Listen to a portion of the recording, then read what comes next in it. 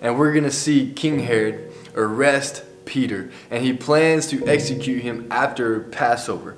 So we have Peter, and he's in prison, and he's in chains, and this event, situation can seem hopeless, but in verse 5 it says that earnest prayer for Peter was made to God by the church. So the church was earnestly praying for Peter.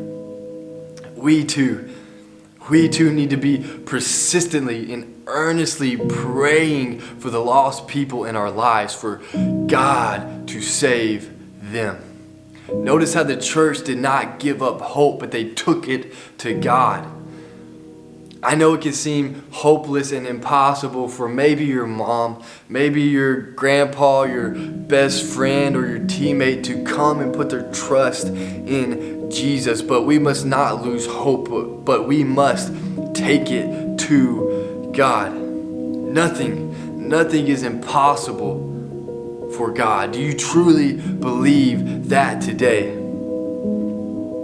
We then see that Peter, he is freed by an angel from the Lord. He comes and he breaks Peter's chains, and Peter's free. And we too, we are chained to this world, to sin and to death, and we need Jesus, the chain breaker, to break our chains and set us free. And you too today can be set free from your chains by Jesus if you put your trust in him. And so we see Peter, and he's freed, and he goes to Mary's house, where it says that the church, the believers were there praying together. And I assume these were the people who were praying for Peter. And when Peter shows up, they could not believe it. They couldn't believe it was Peter.